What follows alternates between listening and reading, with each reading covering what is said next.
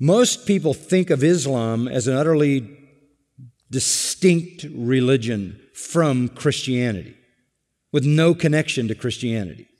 We would think that if someone is a Muslim, they have absolutely no connection to Christianity. And there are many religions that have no connection to Christianity. Hinduism has no connection to Christianity.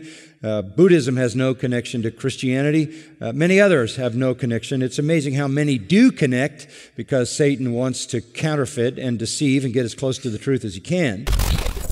So we have in Islamic tradition the mention of the Dajjal, the Antichrist, who is also mentioned in the book of Revelation.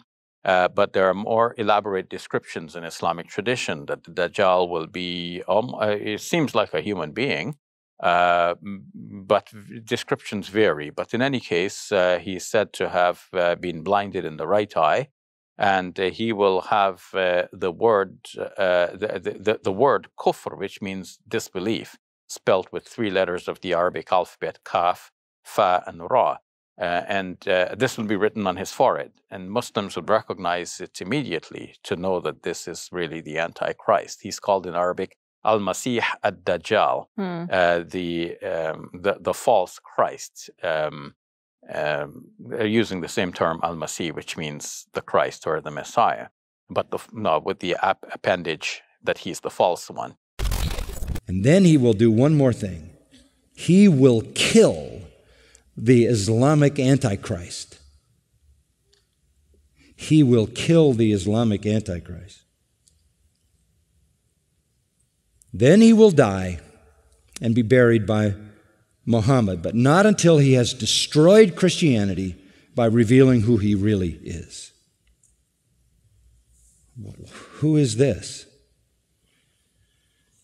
You compare what he does to the false prophet in the book of Revelation, chapter 13, 16, 19, 20, refer to the beasts coming out of the earth, the false prophet, who aids and abets the Antichrist. He is, as the Mahdi is the exact replica of the Antichrist, the Jesus prophet in Islam is the exact parallel to the false prophet who aids and abets the Antichrist.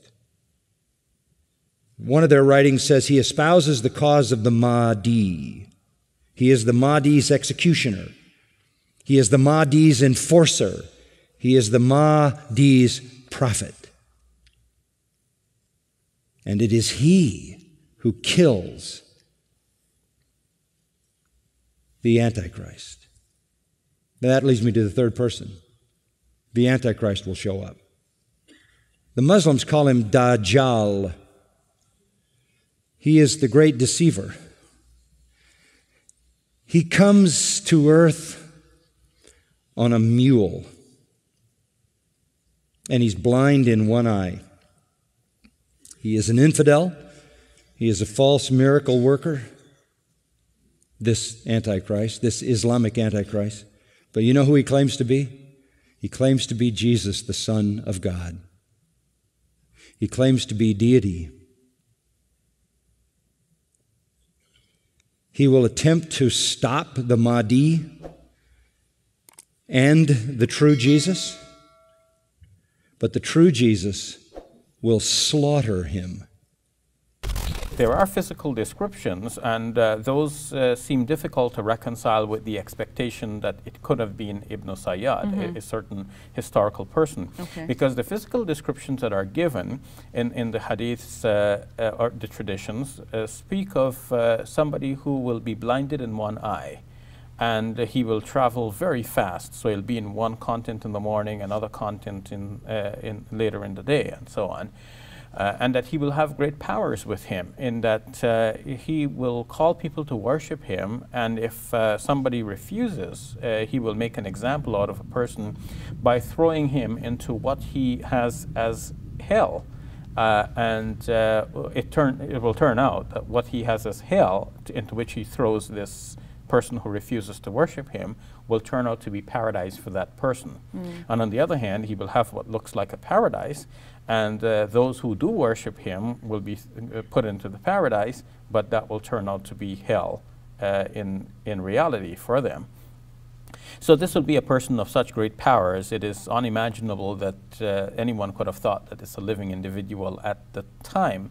But that just goes to show that the hadith or traditions about this were evolving in the early centuries of Islam until they amounted to what we have now in the classical texts of hadith collections of traditions. They were passed on orally, they developed and grew and evolved, and eventually we have the collections that we have now. So some more work needs to be done on that. But to describe the classical projection of the image of the Antichrist, as he's called Al-Masih ad-Dajjal in the Islamic tradition, it is mentioned that he will cause havoc far and wide, and it is in response to his work or his evils that Jesus will now descend, and then he will meet him at a place called Lud, which is now identified as a place close to Tel Aviv. And it is known that there is an airport there, so one wonders about the speed of the Dajjal, you know, his international travel being in one continent in the morning, another by evening. But in any case, it is said that Jesus, on whom be peace, will descend on the wings of two angels. He will arrive on the white minaret of a mosque in Damascus. He will pray with the Muslims. There will be the time of the morning prayer. And after having performed the prayer, he will go out with some of Muslims following him. And he will meet the Dajjal, or the Antichrist, at this place called Lud near Tel Aviv. And he will throw a spear into his body. And it is said that the Dajjal, in fact, will start to melt on the sight of Jesus, in any case. But the spear will be the last thrust that finishes him off. And then there will be this period of peace. This is their view of the true Christ. Our Jesus is their Antichrist. Our Antichrist is their Redeemer. It is a satanic counterfeit that is in complete reverse. The army, this is a quote, the army of Satan will be led by a person who will claim to be Jesus Christ. There will be a great battle. The Muslim Jesus will fight the false Jesus and kill him and establish Islam forever. The truth is, the true Jesus will destroy the Antichrist and the false prophet and establish his kingdom forever. This is Satan's complete counterfeit. Muslim world domination.